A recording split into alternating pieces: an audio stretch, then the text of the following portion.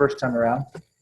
So properties, kind of put that in your head. Properties, notation, basic stuff, short notation, then absolute values. Cool. So first of all, properties. And this should make sense because you guys have all taken pre-algebra. This should make sense to you guys. So transitive property says this. If there's three things involved and there's a connection between one of them, we can get a connection between the other two. So transitive property says this. This is a good example here. A is less than B. And if I know B is less than C, I know that A has to be less than C. So maybe like this. A is less than 4, everybody agreed? And then I also know that 4 is less than 5. What do I know for sure? 3 is less than 5. 3 is less than 5. That's a pre-algebra problem. We did that good. We understand that very well. That's transitive property.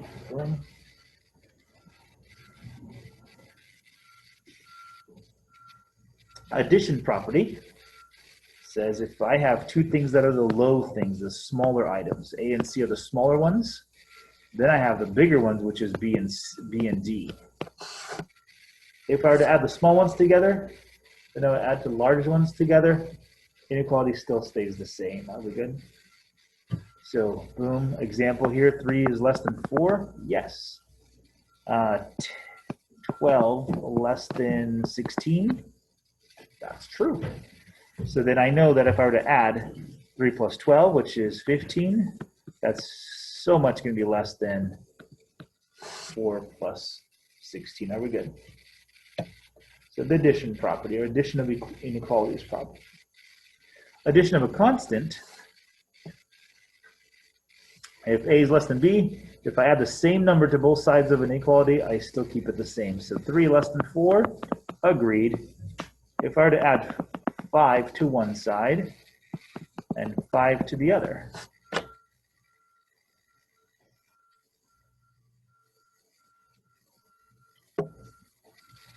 this guy becomes 8, this guy becomes 9, and my inequality is still the same. Are we good there? Cool. This making a lot better sense than Friday? Okay, so we got addition. Let's do multiplying. Multiplying is the tricky one. So if I do the same numbers here, 3 less than 4, everybody agreed there. Let's multiply both those sides by 5. So 3 times 5, 4 times 5, that's a 15 on my hands, and that's a 20. Does the sign still remain the same? Yeah. Yep.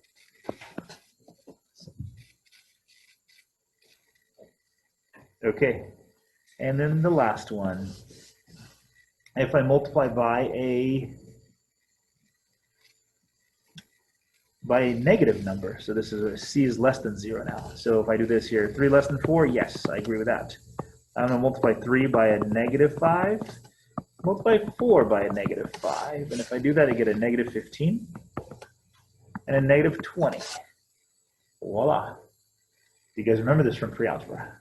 You guys remember this from Algebra 1? From Friday. Okay, even better. What do you guys say? You have to switch it, yeah.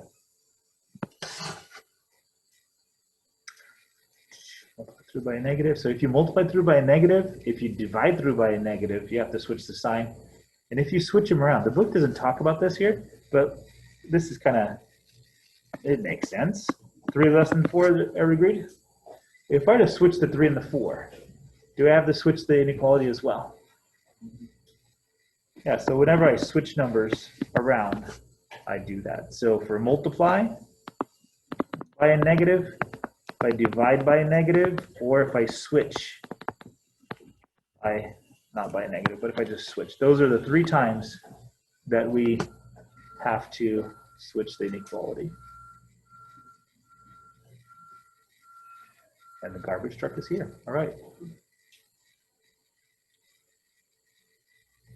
Okay, talk to me. Does that make sense? Let's get some problems. Any questions on those properties? Okay, had time to write them down or no? Kind of, sort of, okay. Let's jam. So write an inequality that represents the interval, and then state the interval is bounded or unbounded. So let's talk about notation. So one notation here is Well,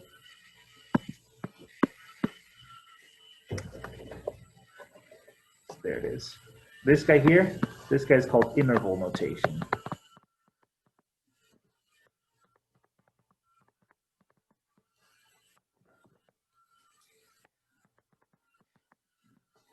Well, next one is going to be,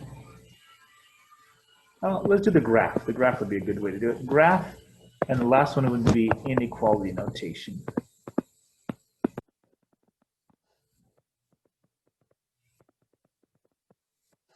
Let's do all three. Once we do these three, it's a cool setup because 2, 4, and 6, it's the 3 different types. So we have the 3 different types in front of us.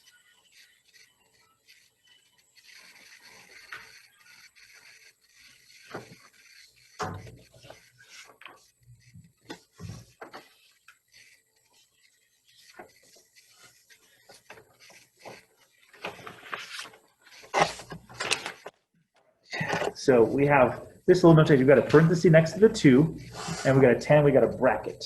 What does this mean? So here it is. The first number is always where you start.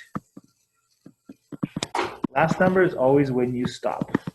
So the first number is always, always, always going to have to be less than a number at the end. Are we good?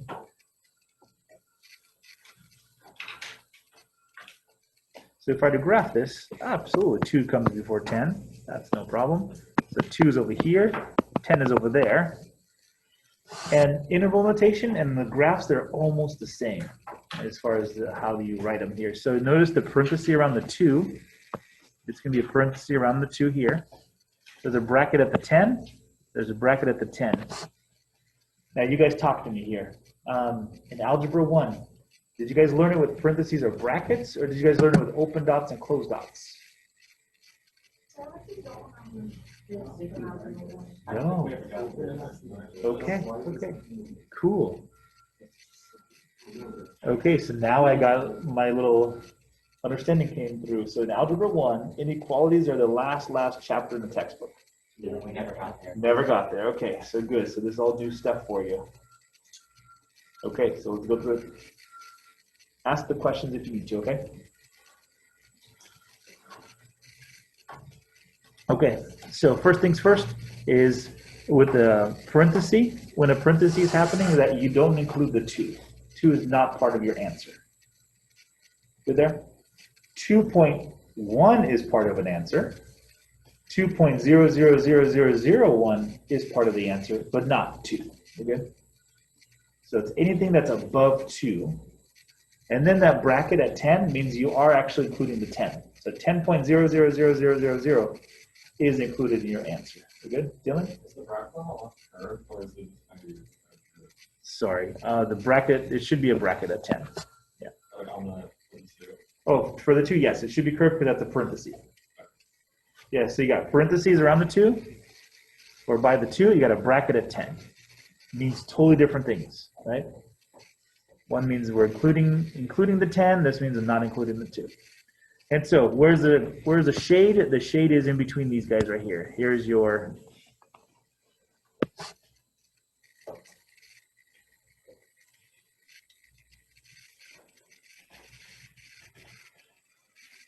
okay, inequality notation. That means we're going to have an x inside here or a variable inside here. You're comparing a variable to the numbers. That's what you need here. So here's how it starts. This one actually is the bounded set. So this is just short notation. Ready? You start off at 2, and you're going to say less than x, and this would be less than or equal to 10. So what I'm saying is x is less than the number that I want, and the number that I want is less than or equal to 10. Okay, talk to me here, because I'm going to talk through this with me, okay, since this is new stuff. You guys didn't see this before. This is bounded, which means it starts on one end, ends on the other, so we say this is bounded. All right, this guy is short notation right here, so if you want to just kind of put a little note in your notes here, short notation right here. It always has, its short notation is always going to have either a less than or less than or equal to. You can only have those because you're saying this is my low number, right? And that low number is lower than this number, and this number is lower than this number. Right? So then you're kind of bounded in that set. Okay, next one here. So bracket at -5, and then it goes off, to infinity. So I think this is going to work this way. You got a 5 over here. Bracket or parenthesis? Bracket. Which means we're including the -5 as part of our answer. And then it goes off like this. It goes off to infinity. So the way we show it is we put shading to the right. Then also what we do is we make the arrow right over here. We make the arrow bigger, like a big fat filled in arrow. Da, da, da, da.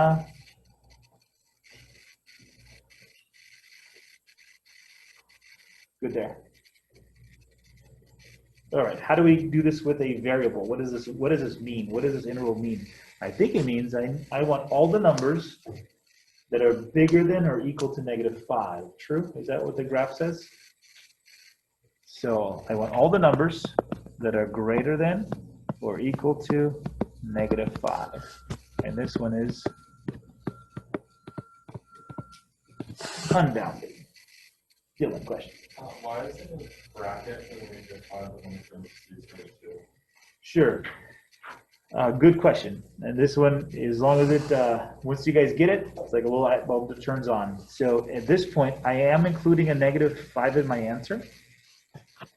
I am not including 2 in my answer.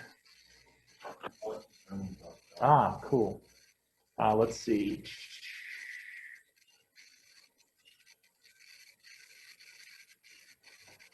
Maybe a good example would be chemistry is a good example. Have you guys had chemistry before? No. Yes. 1, 2. Okay.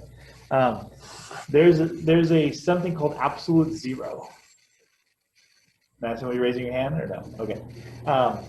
It is -273 degrees Kelvin. That is very, very, very cold. We good? It is the point that atoms don't move anymore. You can't move atoms anymore at that point. Everything is frozen stiff, even atoms themselves, right? So, Dylan, there is a point at which we can never get to that coldness. We would use liquid nitrogen, we can deep freeze it, we're never going to get there. So the temperature gauge that we live in, right? We live in anything that's above 273, and then we go off, well, let's say infinity or something, right? Human beings, we can get hotter and hotter. Okay, we're good there. That little parenthesis says, I'm never going to be in this range, but anything just even negative, let's say, I should say -272.99999, we can. We good?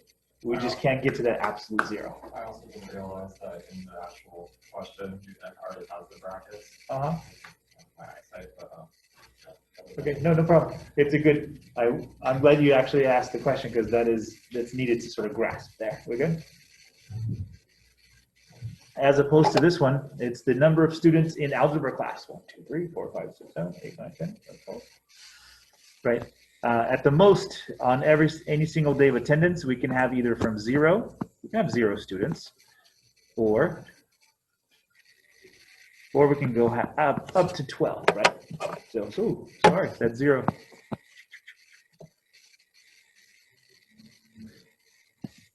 It'd be like that, right? You could have 0 students, no one could show up one day, boom, right? Or we could have exactly 12. So those little brackets mean that it's going to be one of those slots, and we're including the 12, including the 0. Okay, let's go with, -infinity to 7. So then we go like this. The graph would be at 7, and I'm just kind of plotting them out sort of in space. Bracket at 7. We're including the 7 as part of our answer. And we're going down, down, down, down, down, down, down, and making our arrow fat.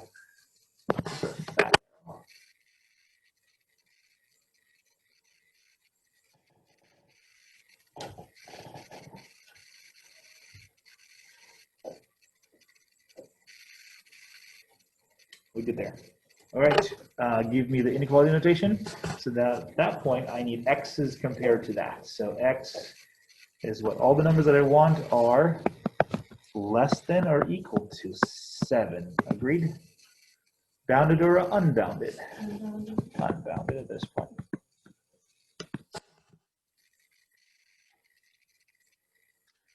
We're good there for the introduction and the notation. All right, let's start graphing these guys.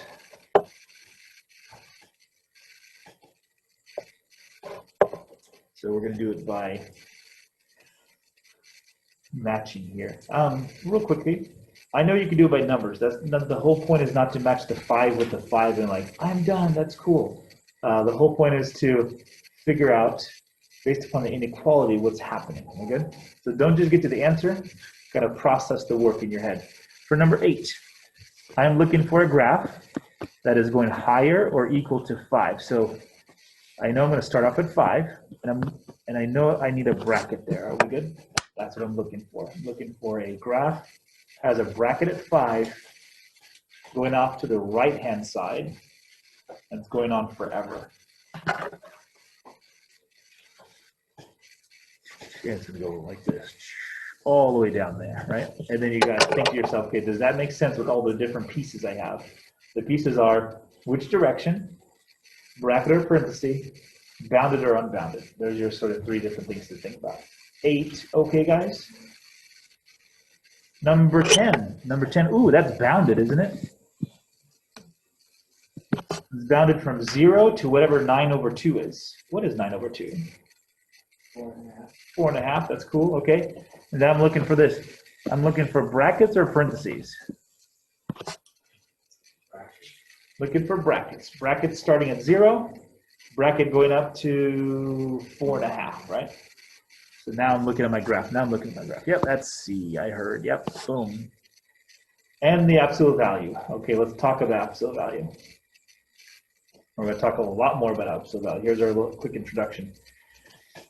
This little guy says, whatever number I have, if I take the absolute value of it, it's going to have to be bigger than 4. Are we good? So the number that I have. So then the question is this, does -5 work? Is that true? Yeah, -5, when you take absolute value, it's going to become +5 and positive. Yes, that's true. Does -3 work? No. No. 0? No. +3? +5? +6? Yes. Okay, so hold on. So it's almost like it's going into one direction, right? Anything that's going to happen, I can't use 4 because 4 is not part of my answer, right? It has to be bigger than 4. Then it's kind of funny because on the other side also happens. So you have -5 works. Does -6 work? Does -7 work? Yeah. So it's kind of spreading out this way. We good? So I'm looking at 4, and I'm looking for parentheses or brackets at -4 and +4. Oh, that's weird. Oh, right? It is A. Are we good there? So parentheses at 4, -4, and they're extending out. Now, does absolute value always work that way? No, there's actually another kind we'll look at. Good. Okay. Are we good there? I know this is dry, guys. I tell you, this is dry.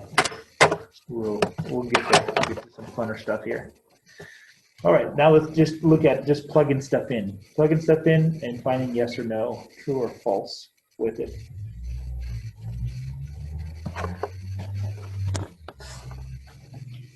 And you know what, just for time's sake, let's not do all of them. Can we just, I'm gonna just scratch those out. Let's do 0 into there, and let's do D, just again, time's sake.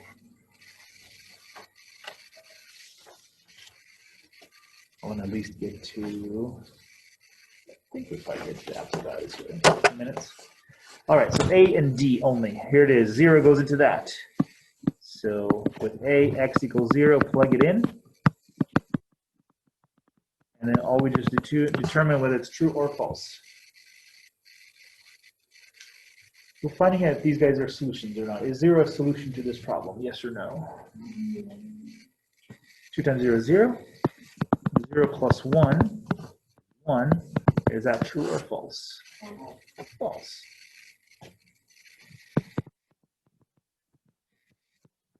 So we know that that is not a solution. Geom of D, -3 halves. Let's plug in -3 halves into here.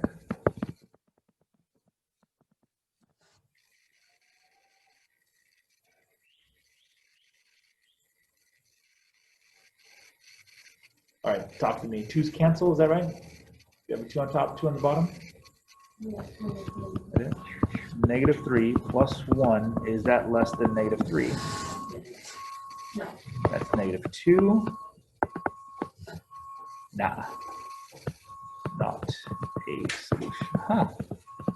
So I wonder what are the solutions for this thing here? Is there a way to do it by algebra?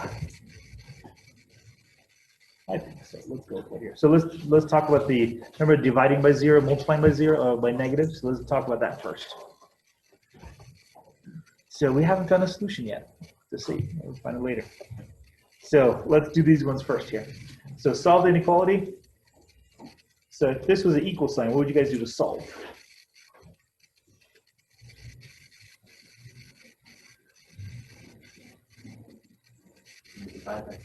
Divide by 10. Absolutely. Let's do the same thing here. Divide by 10. Now notice we are dividing through. We're dividing through by a positive 10. That's the number that we're using to divide by. Since 10 is positive, the inequality stays exactly the same. No change in inequality. What's -40 divided by 10? -4 is good. All right, can you sketch this graph?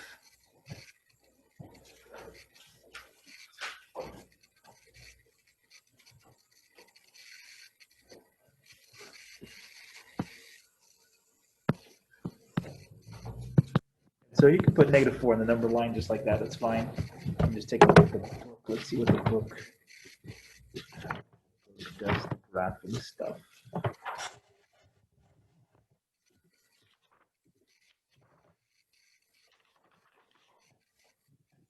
Yeah, they just kind of set it. Some books make you define 0, and this one doesn't here. So boom. Tell me if you guys agree here. This should have been a parenthesis, and this should have been going off to the left, and a big old fat arrow to the left. Good there. Wait, why have parentheses and not Perfecto. because it's not less than or equal to, it's just less than. So off this on somewhere in your notes here, a less than or greater than is going to give you only parentheses. A less than or equal to, greater than or equal to is going to give you the brackets. Okay.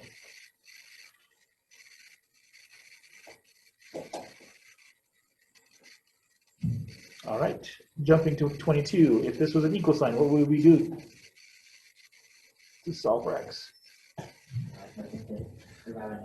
Divide by -6. That's right. We would be dividing by -6. And when you divide through by a negative, here's what you have to do. We have to switch the inequality around. We good? And I found this a little helpful. It's kind of like a squiggly arrow. Each time I have to switch the inequality, I will put a little squiggly arrow down. We good? Except if I'm switching the whole thing. That's fine. So I have an x over here. That's cool. I switched the inequality around. And now the question is 15/6, I think. 3 goes into both those, isn't it?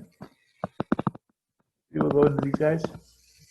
15 divided by 3 is 5. -2 on the bottom. Yep. And then here's the thing. If this was just an algebra problem and you're like, okay, I'm done, what we do is we just move the little negative up front or on top. But because we're trying to graph it as well, we might as well figure out 2 goes into 5 2.5 times. You guys graph that guy.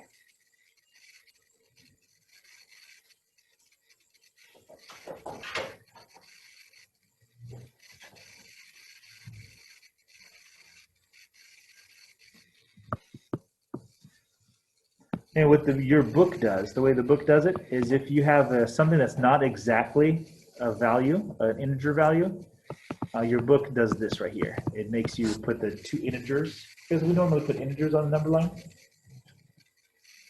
Bracket or parenthesis?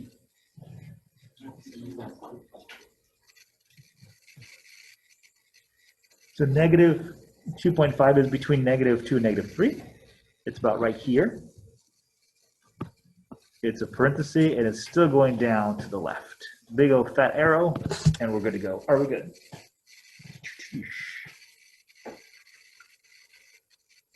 Okay. Now, 10 minutes left here. Let's jam these ones. Now let's go as quick as we can. Can we solve for x? Just be careful. When we divide through by negative, switch to inequality. Otherwise, these will be super fast. Okay, I'm going to show you one of each type, obviously. And we'll keep on going. All right, then tell me if I'm going too fast. These guys. So x is to one side. So I would subtract x from both sides at this point. Boom, boom, boom. That goes away. 3x minus 2x minus an x is 2x plus 1. I am here now. And you guys try to do it ahead of me. We good? We do it ahead of me here. All right.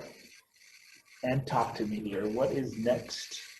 You can call on people. That'd be fun to call. Second. Subtract 1. Perfect.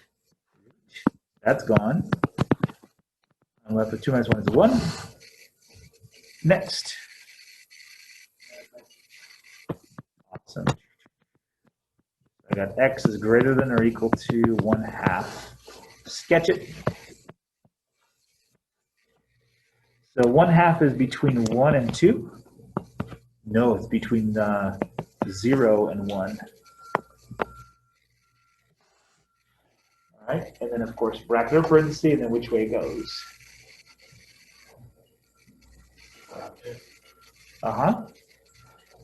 Bracket going off to the right. Right there.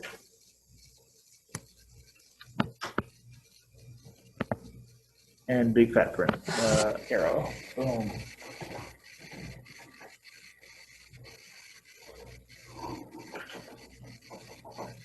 Then good.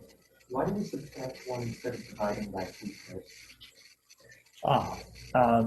Because we still have a constant that needs to be moved over. Okay. Because if you start dividing by 2 everywhere, that's going to give you 1, but that's going to give you 1/2, and now you're in fractions. Okay.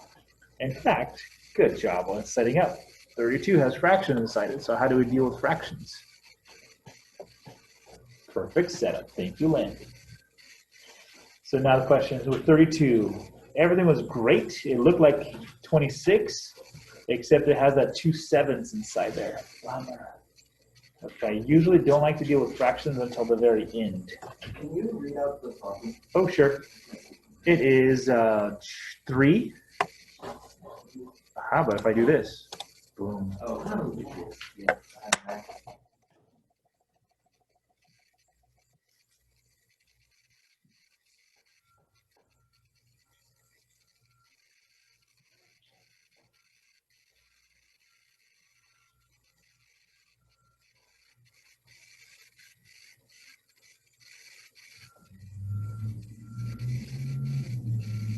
All right, we're good. We have that little 7 in our hands. That's the problem.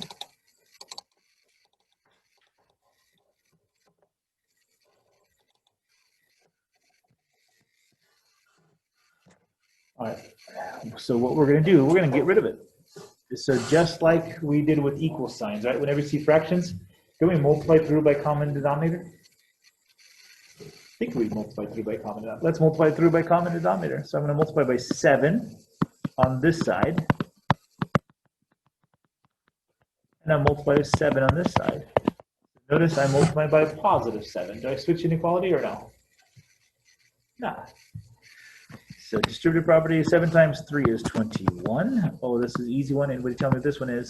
7 times 2 7ths.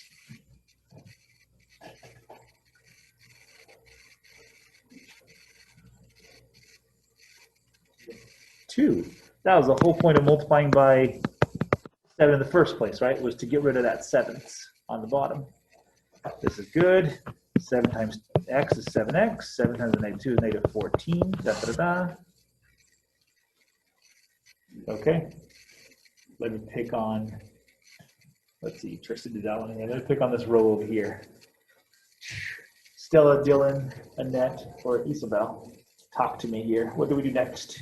We're going to go down the list. You can either add 14 to both sides or subtract 21 from both sides. Oh, cool. Okay. I have 14 too. That's interesting. What I would that's okay to do. What I would normally always do is I would take care of my variables first. Because once I take care of my variables, then I do my constant, and then I get my multiply. So it's almost like it's always a functionally better thing to do. Then you know where your hexes are. So that's cool. Good, good. I'm going to subtract 7x from both sides. And I normally like the x already on this side of me, right? It's easier to read. So 21 minus 5x. And then bring down the 14. Don't forget the minus 14 over there, okay? Still, I'm going to call you guys row 2. Row 2. Anybody else from row 2? What do we do next now? I have a question. Why didn't you subtract the minus or negative of 2x? Why did I subtract the minus 2x? Yeah, sure. Why do you think that? Sure, sure. Because whenever I get to my final answer, I like that comparison.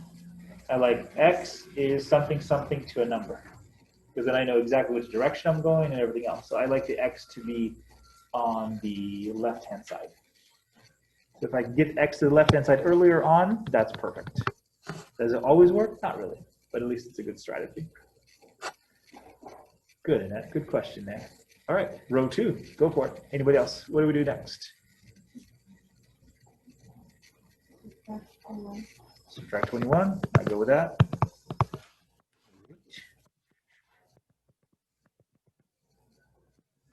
So notice we're subtracting, so therefore we don't change the sign. And let's see, the only person that hasn't answered, Stella. All yours. What do we do next? Ooh, close. So close. -5. Do we switch the inequality, yes or no? Yes. Absolutely. So switch this inequality. Right on the bottom here, x is less than 7. Can we graph it? Good, good. Bracket or parenthesis? No, let's see. I got parenthesis, I got parenthesis. And goes off to the left, and a big old arrow that's now filled in. It says it keeps on going and going and going and going and going. Anybody else, you guys know what it keeps on going and going and going and going? Energizer running. No? No, you guys have not seen Energizer? You guys seen Energizer running? No? Before your time. I'm so sorry, guys. You missed out. Okay, we're almost at time here, so I'm going to pause here. Since we are redoing A6, we'll see where we get to here.